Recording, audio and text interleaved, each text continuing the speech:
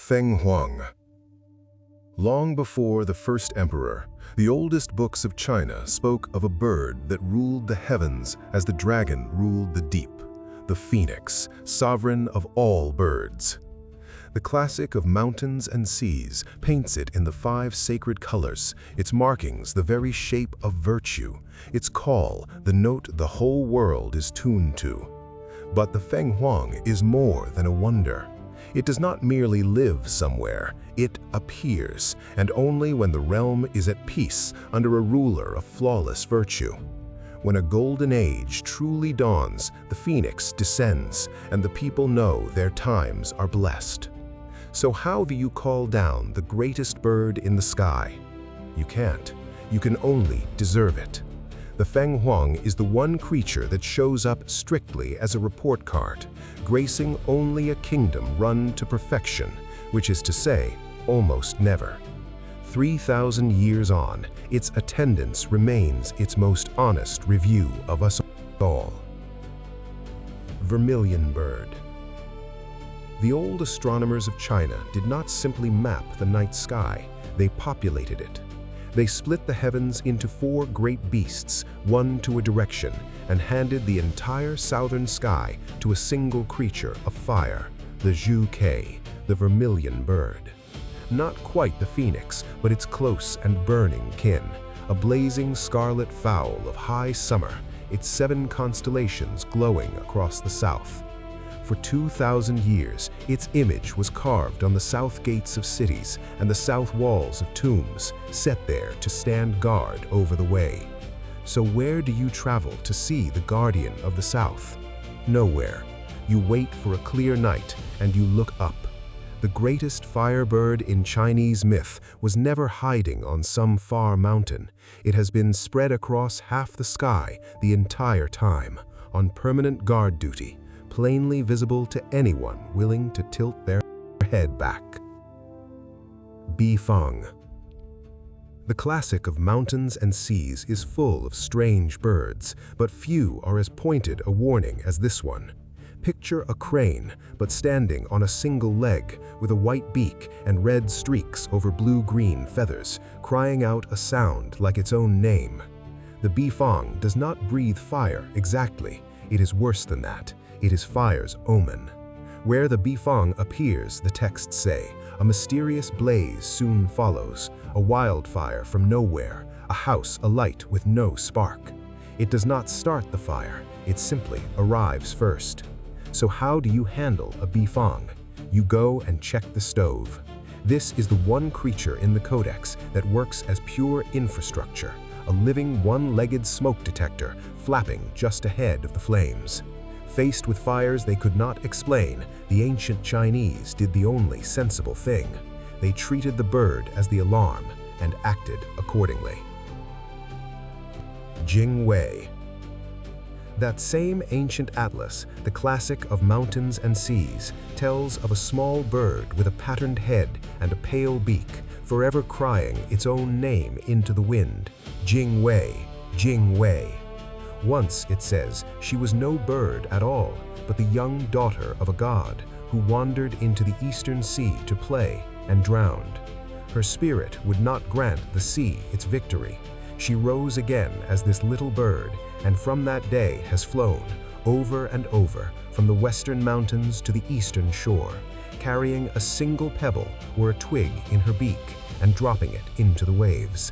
She is trying to fill in the entire ocean that killed her, one stone at a time. So how do you stop the Jingwei? You don't, and you never could. This is the smallest, most hopeless war ever waged. One bird, one pebble, against the whole sea, forever. She will not win. She has never once thought of quitting. Somewhere out there, the ocean is being filled in, impossibly slowly, out of sheer spite, and honestly, you have to admire the resolve. 9-headed bird. When night fell over old China, parents called their children indoors because of this. In the record of Xuanzang and the old seasonal almanacs, a great dark bird crosses the black sky on the wind, and where a phoenix has one head, This thing has 9. Once, they say, it had 10, until a celestial hound bit one clean off, and now the 10th neck bleeds forever, dripping down through the dark. Let a drop of that blood fall on your house, and misfortune falls with it. So the people knew what to do when they heard it pass overhead. Put out the lamps, call in the dogs, and stay very still until it was gone. So how do you survive the night bird? You do not look up, and you do not draw its eye. This is the monster that invented the bedtime rule. Every child ever told to come inside before dark was, without knowing it, hiding from the thing with 9 heads and an endless wound. In China, the birds of the sky were emperors and omens, read for the fortunes of dynasties. Cross the sea eastward, to the islands where the mountains climb into the clouds, and the creatures of the air come down closer, walking among the pilgrims, the emperors, and the war tales of Japan. Yatagarasu. When the first emperor of Japan was lost, his army stalled in the tangled mountains, unable to find a way through. The sun goddess Amaterasu sent down a guide, not a general, a crow. But no ordinary crow. The Yatagarasu stood as tall as a man could reach, black as a moonless night, and it walked on 3 legs. The Kojiki and the Nihon Shoki both recorded going on ahead of Emperor Jimmu, leading his forces safely through the passes to found a nation. So how do you treat the giant 3-legged crow? You follow it, and you say thank you. This is the one great beast in all of myth whose entire purpose is directions. Where other omens spelled doom, the Yatagarasu simply knew the way, a sacred 3-legged navigation system delivered by heaven a few thousand years before the smartphone. And Japan has not forgotten. To this day, that same crow spreads its wings on the crest of the national football team. Karura. Buddhism, sweeping east out of India, brought its monsters with it, and none more magnificent than this. The Karura is a titan of a bird, golden and burning, with a wingspan said to stretch hundreds of leagues and a beak that breathes fire. Its purpose is singular. It hunts dragons. Where the water serpents and naga breed, the Karura descends and devours them by the hundreds, the natural predator of everything that slithers in the deep. So if a dragon is troubling your waters, who do you call? This one. The Karura is divine pest control on a cosmic scale, the single most effective answer myth ever devised to a serpent problem. There is only one catch. It eats so many venomous things that the poison builds in its body over a lifetime, until at last it burns itself out from the inside. The greatest dragon slayer in the sky is in the end undone by its own diet. Tengu.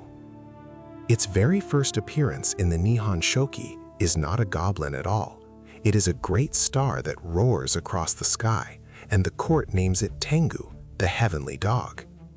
Only later does it settle onto the mountains and take its famous shape, a towering figure with a crimson face and a long nose, where the beak and black wings of a crow, robed like a mountain monk. The Tengu is proud, and it despises pride in others. The arrogant priest, it is said, is reborn as one. Yet it is also the greatest swordmaster in the mountains. The hero Minamoto no Yoshitsune learned his impossible skill, the legends say, from the Tengu king himself. So how do you deal with a Tengu? Do not challenge it. Study under it. This is the rare monster you are far better off asking for lessons than a fight. A red-faced, long-nosed sensei who fell out of the sky and who will humble your ego right before he perfects your footwork. Cheollima. Cross the strait to Korea and the sky offers up not a bird, but a horse, a winged stallion so swift it could run 1,000 li, 400 miles, between sunrise and sunset. The Cheollima was the finest steed the world had ever produced, born to carry a hero to glory. There was only one problem: it was too good. No mortal rider was ever fast enough or worthy enough to mount it. Horsemen came from every kingdom to try, and the Cheollima outran, outlasted, and outflew everyone. Until at last, finding no one on earth fit to ride it, it spread its wings and galloped up into the sky, never to be caught again. So how do you ride the grayest horse in the world? You don't. Nobody ever did. The Cheollima is the perfect mount that priced itself right out of the market. A 1,000-mile stallion that took one look at all of humanity, decided we weren't quite good enough, and simply left. From China to Korea to Japan, the beasts of the sky were guides and omens, guardians and warnings, messengers of the divine. Follow the mountains west and south now to the subcontinent where the gods themselves take wing, and the birds are no longer messengers of the divine. They are the divine. India. Garuda.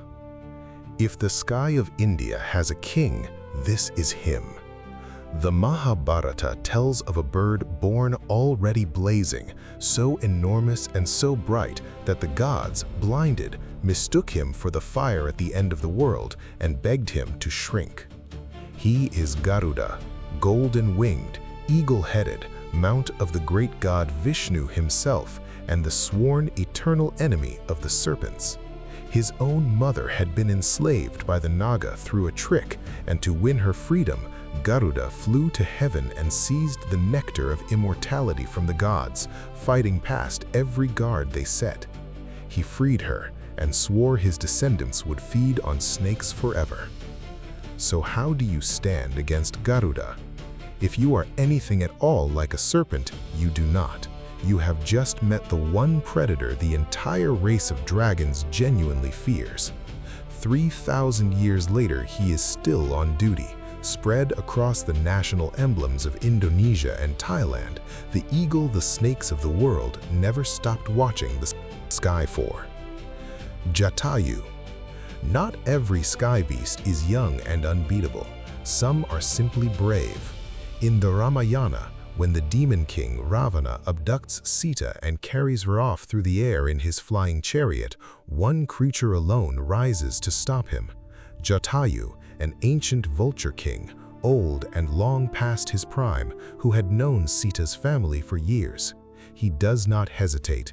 He tears into Ravana in mid-air, shatters his chariot, fights a demon many times his strength until Ravana cuts away his wings and sends him crashing to the earth, dying.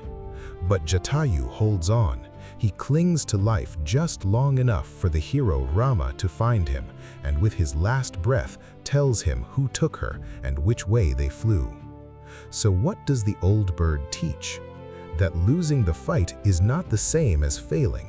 Jatayu never had a chance of winning, and he changed the entire course of the war anyway, by being the one witness who refused to die before he had given his statement.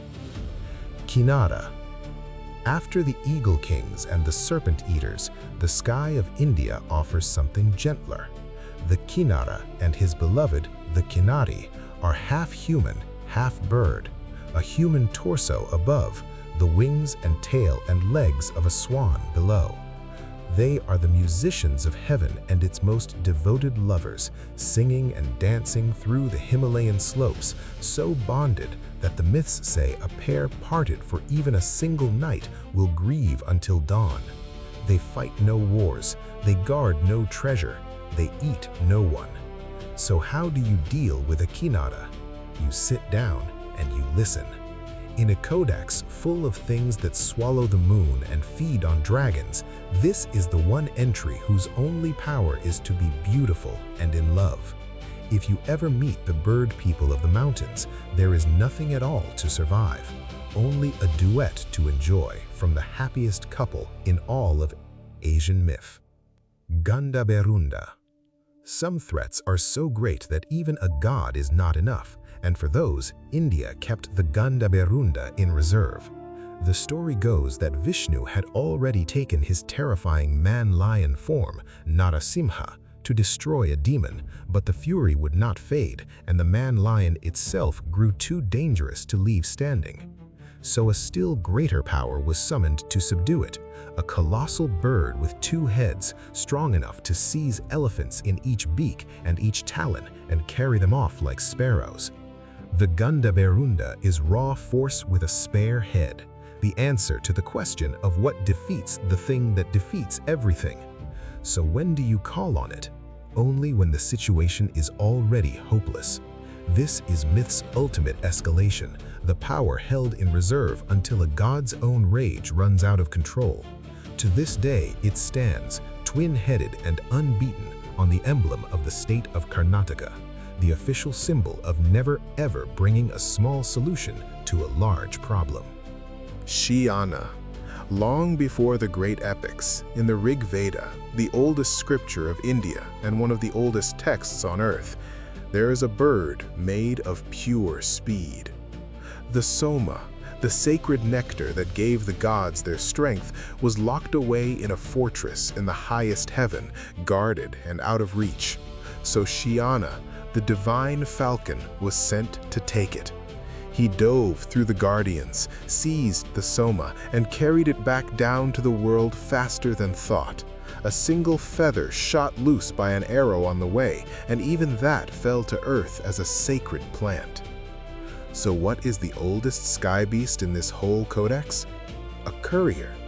Before the phoenixes and the eagle kings, the very first great bird of Indian myth had exactly one job: pick up the single most important package in existence and get it down from heaven without dropping it. Every delivery you have ever waited on has a 3,000-year-old patron saint, and he is a falcon. In India, the birds were gods themselves. Follow the trade winds outward now, to the far edges of the map, the warm islands of the southern seas and the mountains of old Persia at the western gate of Asia, where the last and strangest of the sky beasts are still waiting. Hintha. Across India and out into Burma, one bird carries the full weight of the sacred. The Hamsa, known in Myanmar as the Hintha, a great goose or swan, the very mount of Brahma the creator, and it holds a peculiar, precise power. The Hamsa, the texts insist, can be handed a mixture of milk and water and drink only the milk, leaving the water behind, separating the pure from the worthless in a single sip. So it became the symbol of the wise soul, the one who can tell truth from illusion. So how do you impress a Hintha? You can't fool it, that much is certain. This is the one sky beast whose entire legendary power is good taste, a divine swan with an unerring instinct for what is real and what is not, perched at the very top of a nation's identity. Of all the gifts scattered through this codex, a superpower that is simply refusing to be tricked may quietly be the most useful one of them all. Nok Hatsadiling. Deep in the Himmapan, the mythical forest that the Thai imagination placed at the foot of the sacred mountains, teeming with hybrid beasts, flies something that has no business flying at all. The Hatsadiling has the body and wings of a great bird and the head of an elephant, trunk and all. And it is strong the way an elephant is strong. The tales say it can seize a full-grown elephant in its talons and carry it off into the trees. So how do you deal with a bird that hunts elephants? You stay well clear of the deep forest, and you count yourself lucky you are smaller than its usual prey.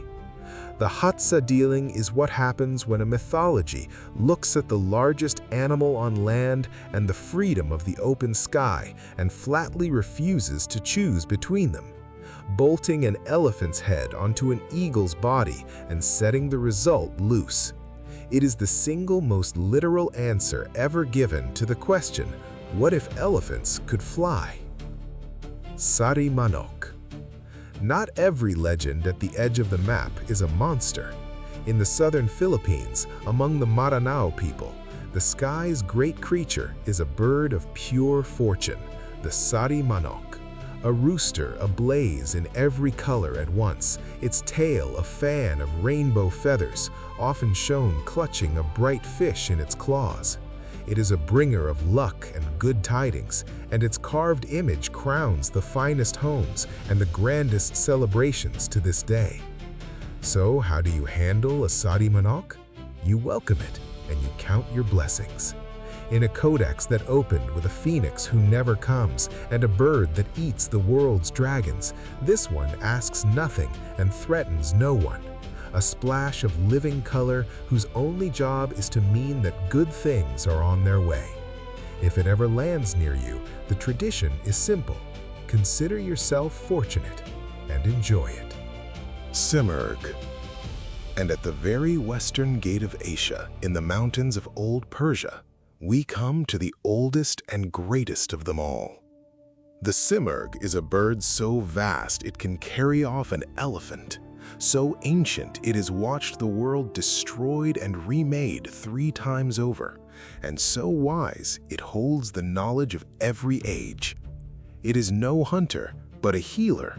Its feathers can close any wound, and its heart is gentle. When a king left his newborn son, Zal, on a freezing mountainside to die, it was the Simurgh who found the child, carried him up to her nest, and raised him as her own. That boy grew to father Rostam, the greatest hero Persia ever knew. And there is one last secret kept in an old Persian poem. A vast flock of birds once set out on a desperate journey to find the Simurgh, their true king, crossing 7 valleys, most of them lost along the way. And when the 30 survivors at last reached the end of the world, they found no throne and no other bird. Because in the old tongue, Simurgh means simply 30 birds. The great king they had searched the whole world for was only ever themselves. So how do you find the greatest bird in the sky? You stop searching the sky. From the phoenix that grades our kingdoms to the crow that shows us the way, the beasts of the heavens were never truly about the heavens at all. They were always a mirror, and everything we kept looking up hoping to find, we were carrying the entire time. That is the Codex of the Sky.